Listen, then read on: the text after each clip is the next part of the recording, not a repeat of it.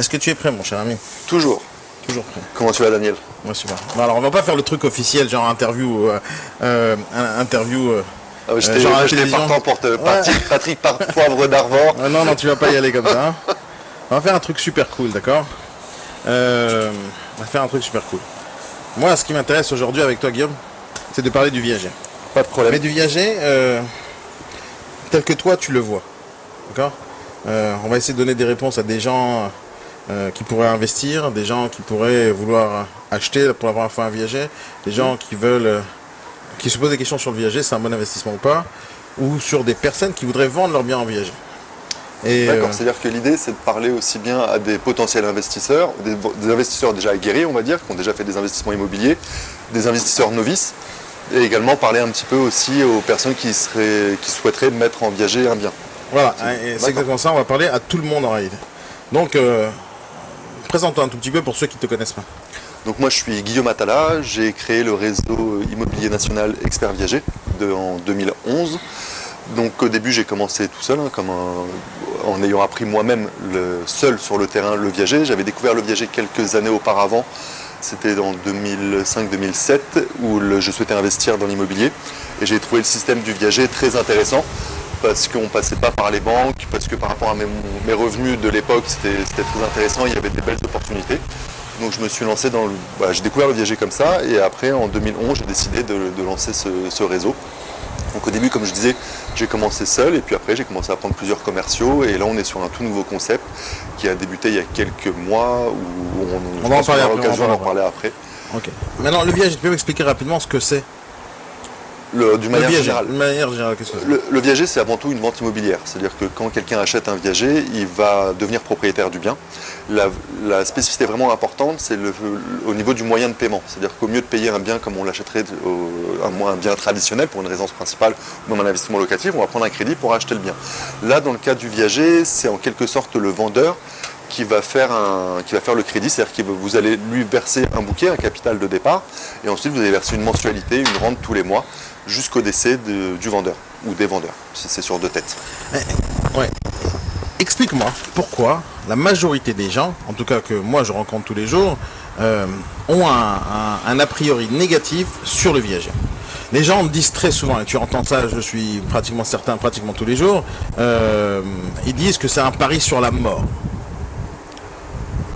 En quelque sorte, oui. Après, c'est vrai que, pour reprendre ta question dans l'ordre, c'est vrai que le viager jouit d'une mauvaise image d'une manière générale.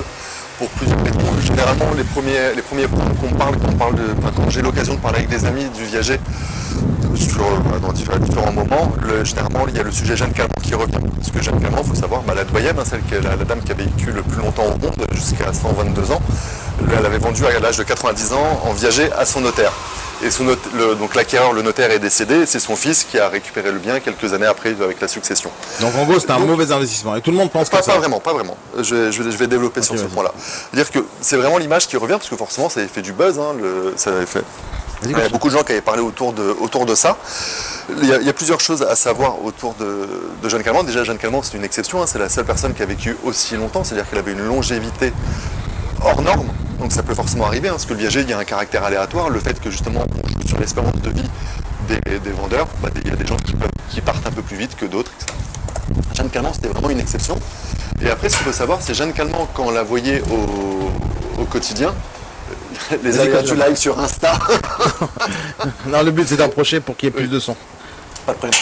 Donc je disais, au niveau de Jeanne Calment, ce qu'il faut savoir, c'est que quand elle a vendu en viager, certes elle avait 90 ans, donc elle occupait le bien, c'était en viager occupé, mais peu de temps après, elle est partie en maison de retraite. C'est-à-dire que l'acquéreur initial avait récupéré le bien, avait récupéré la jouissance du bien, et il l'avait certainement mis en location, ce qui fait qu'en fait, le fait de percevoir les loyers, il avait quasiment plus de rente à verser. C'est-à-dire, il recevait les loyers, il encaissait, il décaissait, il versait la rente.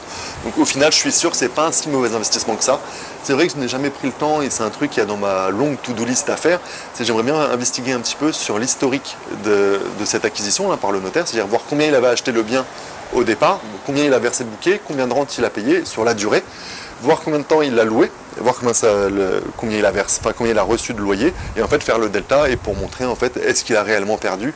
Et je suis presque sûr, je ne mettrai pas ma main à couper, mais pas loin, c'était pas un si mauvais investissement, D'accord, que ça au final. On va mettre Jeanne Calment de côté 2 secondes. Donc ça, On en parle en général.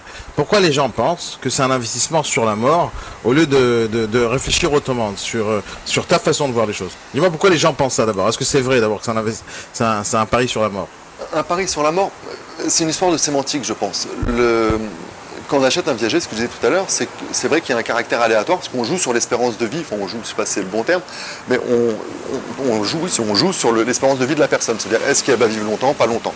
Mais après, ce qu'il faut se dire, c'est que ce que les gens ne perçoivent pas, c'est pourquoi les vendeurs vendent en viager. Et je pense que c'est ce point-là qui change beaucoup de choses. Vas-y, raconte-moi ça. Pourquoi les vendeurs vendent en viager?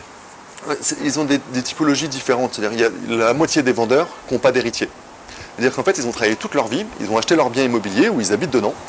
Et en fait, ils arrivent à 70 ans, 75 ans, et ils se disent, bon, en fait, j'ai une certaine quantité d'argent qui est immobilisée dans mon bien immobilier et j'ai pas d'héritier. C'est-à-dire que le jour où je vais décéder, le bien va revenir à l'État. Et moi, je trouve ça un petit peu dommage.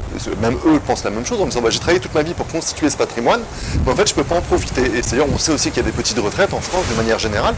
Ils disent, voilà, j'ai peut-être 200, 300, 500 000 euros sur lesquels je suis assis, dans lesquels je vis, mais du coup, je peux pas en profiter. Donc, si je vais en viager occupé, je vais récupérer de l'argent, un pouvoir d'achat, pour en profiter au quotidien. Et en plus, je vais conserver un lieu, un toit, jusqu'à la fin de ma vie. Donc ça, c'est la moitié des gens qui vendent en viager. Et l'autre moitié, ils n'ont pas d'héritier. L'autre moitié, on va la rediviser en deux, l'autre moitié. Il y a donc 25% de ceux qui vendent de manière générale qui ont des problèmes d'argent. Comme je disais, il y a en France, on le sait, hein, et je pense que vous le savez tous, les retraites en France sont assez basses. On a des vrais problèmes au niveau du paiement des retraites, ça va venir de pire en pire, hein, avec le modèle qui a été en France par répartition. Ce qui fait que des petites retraites, et on le sait, hein, tu le sais toi aussi Daniel, tout coûte cher aujourd'hui. Peu importe ce que tu fais, ça coûte cher, etc. Donc ils ont des vrais problèmes d'argent. Et les enfants qu'ils ont ne peuvent pas forcément les aider pour mieux vivre. C'est-à-dire que les enfants aussi, ils ont leur train de vie à assumer. Aujourd'hui, quand on sait que le salaire moyen ou médian, je crois que c'est 1 500 euros le salaire médian. Donc par exemple, si quelqu'un qui vit à Paris, 1 500 euros, c'est même pas le prix d'un F2 en location. Donc ça devient vite compliqué. Donc les enfants ne peuvent pas forcément aider leurs parents. Donc en fait, c'est une solution pour les parents pour maintenir un toit et pouvoir augmenter leurs revenus et pouvoir vivre décemment jusqu'à la fin de leur vie.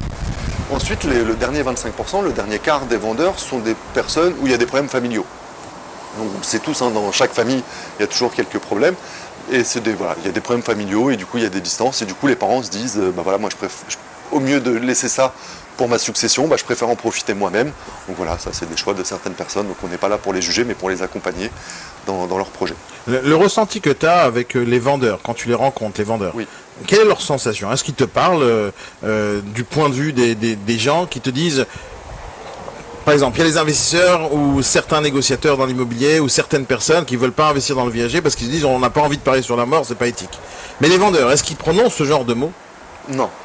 Non, eux, parce qu'ils le font en connaissance de cause, c'est-à-dire qu'ils connaissent le principe du viager. Le viager, c'est quelque chose qui existe depuis déjà très longtemps. Et souvent, il y a beaucoup de vendeurs que je rencontre qui ont déjà quelqu'un dans leur entourage qui a vendu en viager, ou même parfois, c'est eux qui ont acheté en viager. Même une fois, c'était assez drôle, c'est la maison qu'on a vendue nous. C'est-à-dire que j'ai rencontré un vendeur qui voulait vendre en viager, donc on a vendu sa maison, et c'était une maison qu'il avait déjà acquise à l'époque en viager. Donc c'était assez drôle. C'est des gens qui connaissent de manière générale le viager, et ils ne pensent pas à ça, en fait. Eux, ils pensent à leur confort de vie au quotidien, en disant, ok, je vends en viager, je vais baisser mes charges, donc je vais avoir moins de dépenses, plus je vais avoir un revenu supplémentaire avec la rente, un capital, ce qui va me permettre de me faire plaisir, partir en voyage, je sais pas, changer de voiture. Souvent, il y en a qui aménagent aussi leur maison pour que que la maison elle corresponde plus à leur problème de mobilité, etc. Par exemple, ils ont une baignoire, ils installent une douche à l'italienne, des choses comme ça. Donc ils ne pensent pas du tout à ça, puis ils se disent, voilà, en fait, je sais que moi je vais me garantir une sécurité financière jusqu'à la fin de ma vie. Aussi, si jamais je dois partir en maison de retraite, on sait qu'aujourd'hui, une maison de retraite correcte, on est déjà à 2 500 euros par mois, donc c'est quand même pas mal d'argent.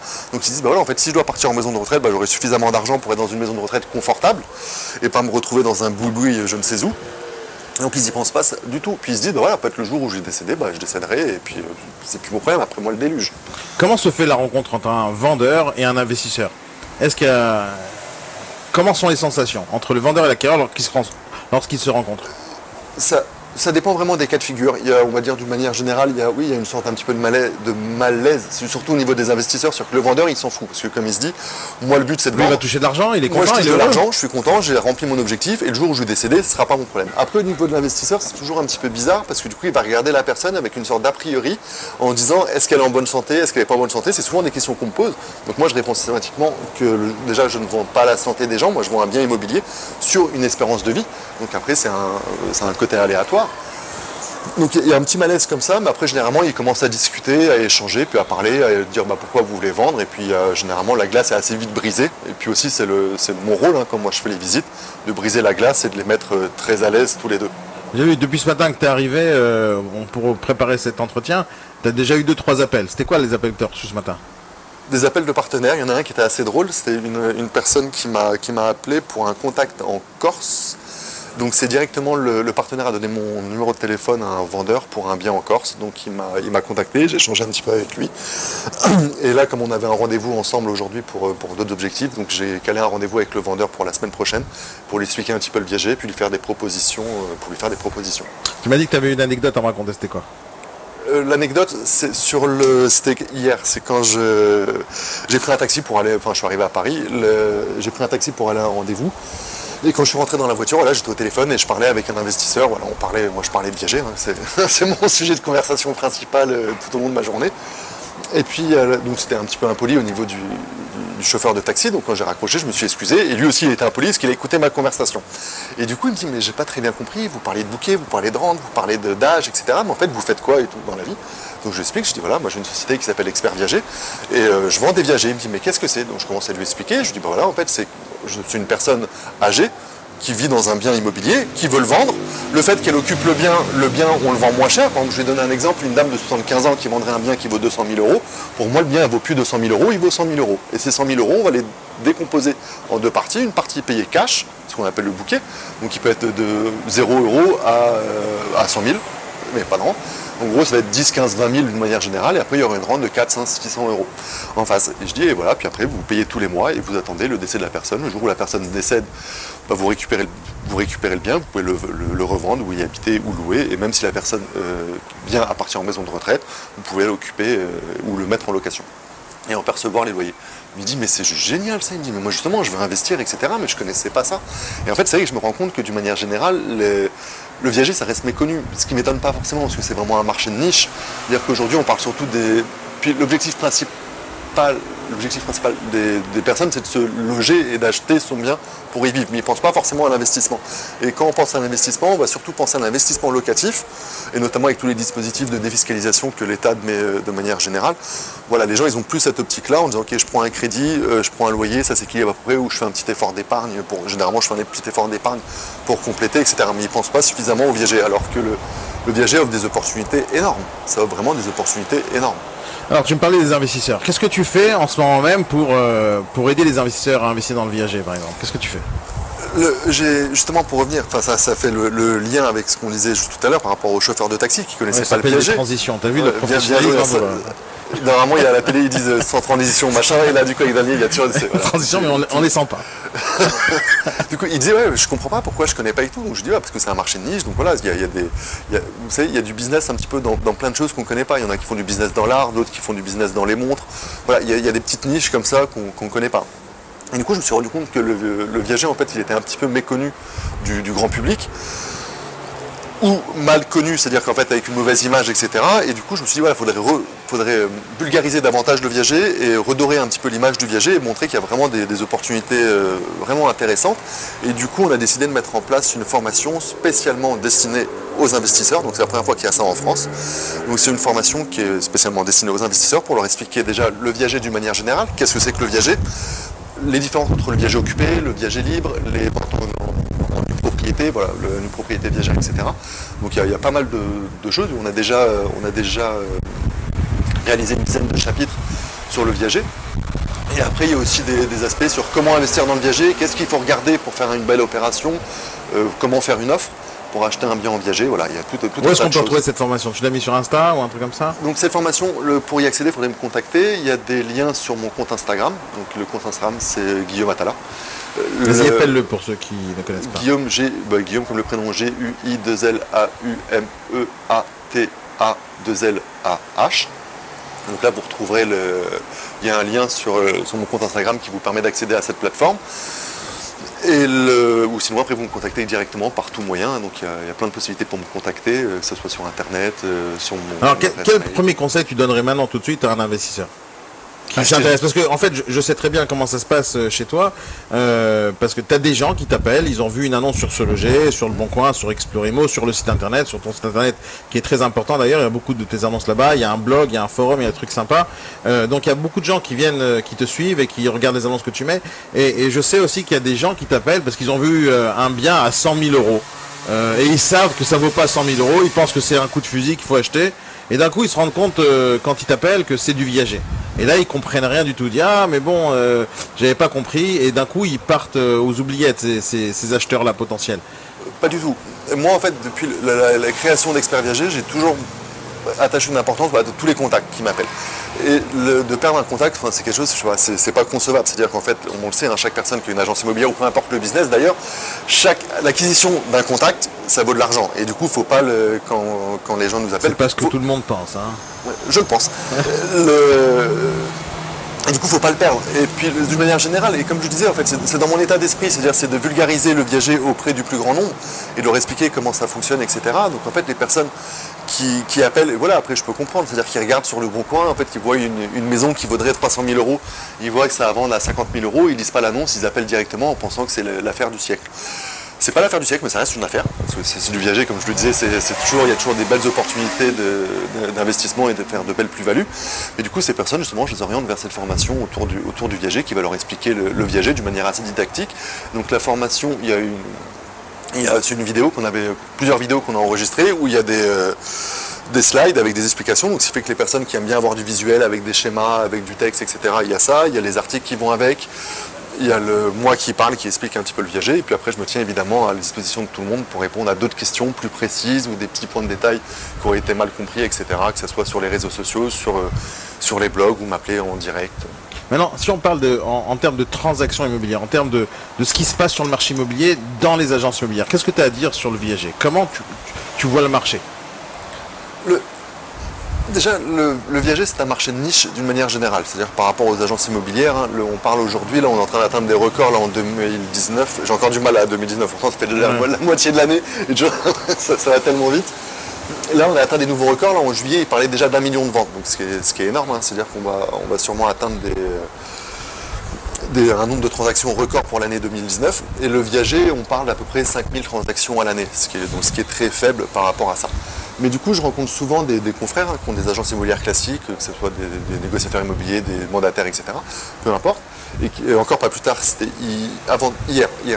Il y a une personne qui m'a appelé, qui voulait devenir partenaire d'Expert Viager, et du coup, voilà, j'ai discuté avec lui, je lui ai demandé pourquoi. Il me dit, parce que là, il y a quelques mois, j'ai loupé une affaire, j'ai pas pu prendre le mandat, parce que la personne voulait vendre en viager, moi, j'avais pas les connaissances autour du viager, et du coup, voilà, je l'ai laissé partir dans la nature. Et ça revient à ce que je disais juste avant, c'est-à-dire, en fait, l'acquisition du contact, peu importe comment il ait eu le contact, que ce soit quelqu'un qui soit rentré dans son agence, qui l'ait appelé, ou par recommandation, peu importe, dire que ce contact, il l'a perdu, il l'a laissé partir dans la nature.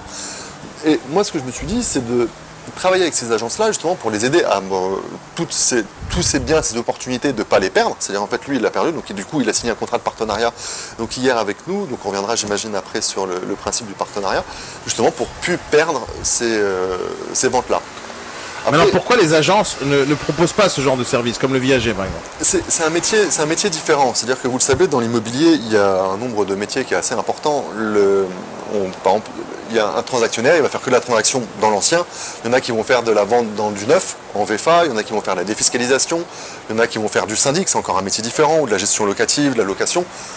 Il y a quand même beaucoup de métiers différents dans l'immobilier.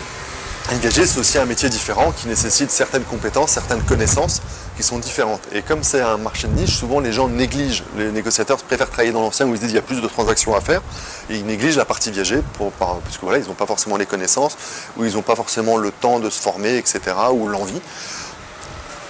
C'est pour ça que je pense qu'ils négligent un petit peu cette partie-là. Alors qu'est-ce que tu leur apportes à ces agences-là? une offre clé en main, un contrat de partenariat clé en main pour plus jamais qu'il y ait un mandat viager qui leur passe sous le nez. Comment ça se passe? Ça se passe bien. Imaginons, ça se passe bien. T'arrêtes de copier mon style de réponse, c'est ça à moi, il y a des droits d'auteur. Voilà. J'ai créé un monstre. Vas-y, j'ai une agence immobilière. Qu'est-ce que tu me proposes en fait? Donc, voilà, tu me parles à moi, je suis une agence immobilière. Qu'est-ce que tu me proposes? D'accord. Donc, moi, je vous propose un partenariat, c'est-à-dire qu'en fait... Tu sais que tu peux me tutoyer en fait, hein, on se connaît. Hein. Oui, je ne fais pas genre... PPDA, tu sais, je me suis dit, là, avec ton déguisement, on voit pas sa tête, mais il a le masque. Ouais, on se connaît, ça fait 2 ans et il me vous voit encore. Ah. Donc en fait, quelqu'un qui a une agence, c'est très simple. Hein, c'est-à-dire que moi, je vais dire voilà, en fait, je vais lui expliquer le viager. En fait, je vais lui offrir des formations autour du viager. C'est-à-dire à qui? Au patron d'agence? Au patron d'agence, à tous les négociateurs, à toute son équipe. C'est-à-dire qu'au début, le premier interlocuteur, c'est avec le patron. Ça peut être aussi bien le patron ou le négociateur. Hein, des fois, là, on le voit, on est en train de travailler avec une nouvelle agence. Enfin, ils ont 3 agences, donc c'est une trentaine de négociateurs. C'est venu à l'origine d'un négociateur que j'ai rencontré, parce qu'on a fait quelques affaires ensemble. Et du coup, il s'est dit, ouais, c'est génial, j'aimerais bien travailler aussi autour du viager, etc. Et du coup, en fait, l'idée est venue de lui, il a remonté à son patron.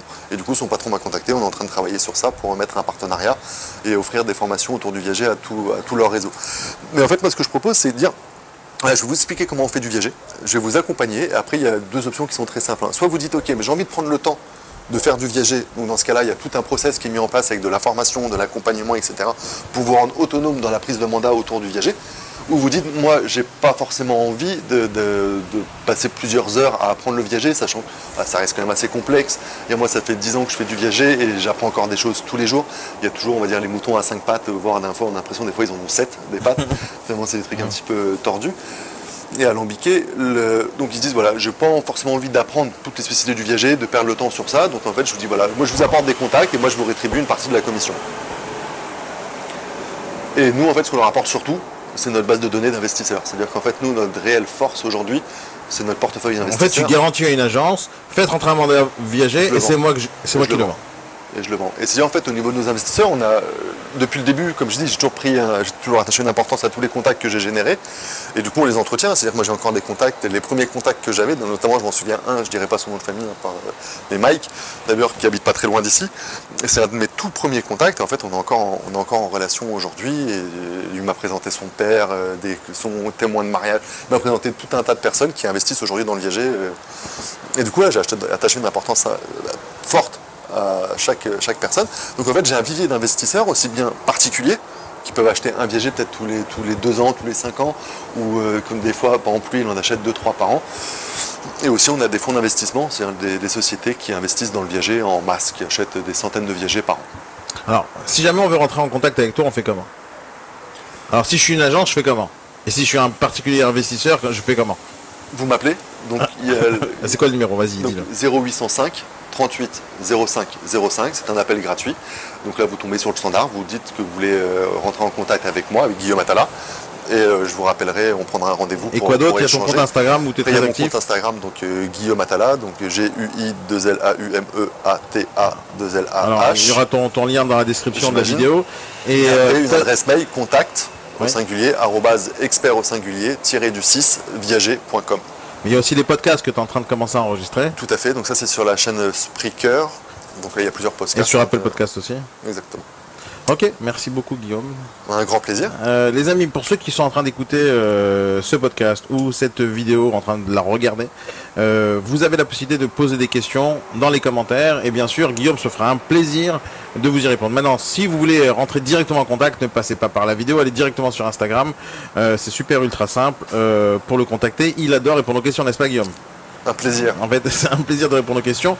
Et bien sûr, pour ceux qui veulent investir... Et généralement, ce que je fais, par exemple, c'est le prochain sujet du podcast, ça va être sur la vente à terme. Donc c'est un sujet un petit peu différent, mais qui se rapproche beaucoup du viager. C'est une personne pareil, qui m'a contacté par mail, qui m'a posé pas mal de questions sur un investissement en vente à terme. Donc au lieu de lui répondre à lui directement, après répondre à toutes ces questions, ce que j'ai prévu avec lui, c'est un rendez-vous la semaine prochaine où il va me poser ses questions en direct au téléphone. Et en fait, je vais enregistrer la conversation avec son accord, parce que je me dis que ça peut être intéressant pour tout le monde. C'est cool.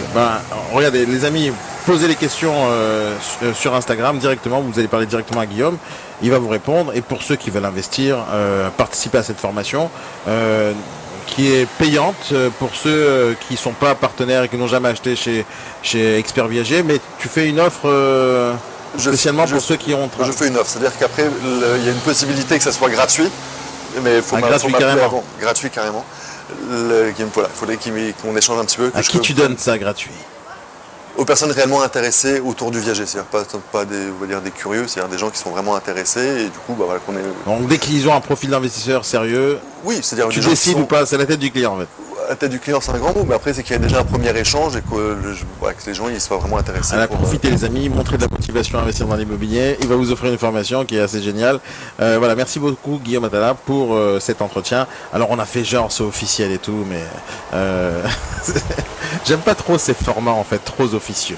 Mais en tout cas, merci pour cet entretien. Et on se retrouve tous, les amis, sur Instagram. Vous pouvez me suivre aussi Daniel Nadjar sur Instagram, Daniel Nadjar sur Instagram, ou sur Spreaker, ou sur Apple Podcast, ou sur notre chaîne YouTube. Et aussi sur notre page Facebook IBS Formation avec un S à la fin.